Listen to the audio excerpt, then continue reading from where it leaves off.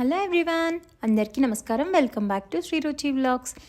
ఇవాళ ఒక మంచి కర్రీ రెసిపీ అండి. ఇది క్యాబేజ్ పెసరపప్పు. క్యాబేజ్ జనరల్గా చాలామందికి నచ్చదు కదా, బట్ క్యాబేజ్ ఒక్కసారి ఇలా ట్రై చేయండి, తప్పకుండా నచ్చుతుంది. ఇందులో వేసే పెసరపప్పు కూడా మనకి పంటికి తగులుతూ చాలా బాగుంటుంది. తప్పకుండా ట్రై చేయండి. ముందుకు ఇలా క్యాబేజ్ని చిన్న చిన్న పీసెస్గా కట్ చేసుకొని పక్కన పెట్టుకోండి.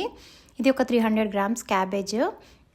నేను ఒక 4 టేబుల్ స్పూన్స్ పెసరపప్పుని నానపెట్టుకున్నాను. ఒక గంట సేపు నానపెట్టుకోండి. మీ కారానికి సరిపడా పచ్చిమిర్చి, ఉప్పు, అలానే పోపు దినుసులు, కరివేపాకు, అలానే నిమ్మరసం తీసుకున్నాను నేను. ఒక 2 నిమ్మకాయలు మీకు పులుపుని తగ్గట్టు వేసుకోండి. అలానే ఉప్పు, పసుపు. ముందుగా స్టవ్ ఆన్ చేసుకుని కడాయి పెట్టుకుని దాంట్లో ఒక టేబుల్ స్పూన్ ఆయిల్ వేసుకోండి. ఇందులో ఆయిల్ కావాలంటే ఇంకొక టేబుల్ స్పూన్ కూడా వేసుకోండి. వేసుకున్న తర్వాత ఆయిల్ హీట్ అయిన తర్వాత మనం తీసుకున్న పోపు దినుసులు శనగపప్పు, మినపప్పు, జీలకర్ర, ఆవాలు, ఎండుమిరపకాయలు వేసుకుని బాగా ఫ్రై చేసుకోవాలి. పోపు కాస్త వేగిన తర్వాత ఇందులో మనం తీసుకున్నటువంటి కరివేపాకును కూడా వేసేసుకోవాలండి. ఇది నేను యూస్ చేసిన నువ్వుల నూనె, సో అందుకని కాస్త ఆయిల్ ఇట్లా నురుగు వస్తుంది. ఇందులోనే ఒక 1/2 టీ స్పూన్ పసుపు వేసుకున్నాను నేను. పసుపు వేసుకుని పసుపు బాగా కలుపుకున్న తర్వాత ఇందులోనే కరివేపాకు వేసేయండి.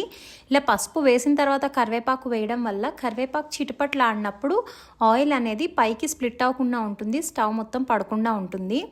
ఇలా కరివేపాకు వేసుకున్న తర్వాత నేను పెసరపప్పు నానబెట్టిన దాన్ని వడపెట్టుకున్నానండి. ఇలా వాటర్ ఏం లేకుండా స్ట్రెయిన్ చేసి వేసుకున్నాను. పెసరపప్పు కాస్త వేగిన తర్వాత ఇందులోనే పచ్చిమిర్చి కూడా వేసేసి పెసరపప్పు కలర్ చేంజ్ అయిన తర్వాత సాల్ట్ యాడ్ చేసుకోండి. మీకు రుచికి తగినంత ఉప్పు వేసుకోండి.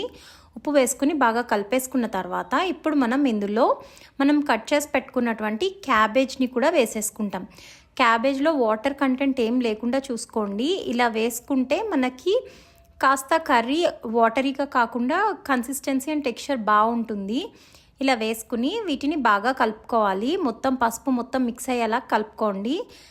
మంటని మీడియం ఫ్లేమ్లోనే ఉంచుకోవాలండి. మనం పెసరపప్పు వేసినప్పుడు కూడా వడపెట్టి వేసుకుంటే పెసరపప్పులో వాటర్ లేకుండా ఉంటే పెసరపప్పు చక్కగా పలుకులానే ఉంటుంది. వాటర్ కన్సిస్టెన్సీకి ఇలా మగ్గే ప్రాసెస్లో మెత్తగా అయిపోదు, మ్యాష్ అయిపోకుండా ఉంటుంది. పెసరపప్పు త్వరగా మెదిలిపోతుంది కదా, సో అందుకని వాటర్ లేకుండా చూసుకోండి. ఇలా మూత పెట్టేసి మంటని మీడియం ఫ్లేమ్లోనే ఉంచుకుని ఫ్రై చేసుకోవాలండి కర్రీని ఎప్పుడు. ఇలా ఒక 15 మినిట్స్ ఉడుకుతుంది క్యాబేజ్ త్వరగా కుక్ అయిపోతుంది కదా. ఇలా మూత పెట్టుకుంటూ మూత తీసి కలుపుకుంటూ కుక్ చేసుకోవాలి. లాస్ట్లో మనం నిమ్మరసం వేసుకుందాం. స్టవ్ ఆఫ్ చేసేసి నిమ్మరసం వేసుకోండి. నేనైతే ఒక 2 చిన్న సైజ్ లెమన్స్ తీసుకున్నాను. మీ పులుపుకు తగ్గట్టు మీరు అడ్జస్ట్ చేసుకోండి. అంతే, మన క్యాబేజ్ పెసరపప్పు కర్రీ రెడీ. పెసరపప్పు అండ్ క్యాబేజ్ చాలా బాగుంటుందండి. క్యాబేజ్ కర్రీ తినని వాళ్ళు కూడా ఈ కర్రీని ఇష్టపడతారు. మనం లెమన్ కూడా వేస్తాం కాబట్టి టేస్ట్ చాలా బాగుంటుంది. మా వీడియో కనుక నచ్చితే like, comment, share and subscribe. Thank you for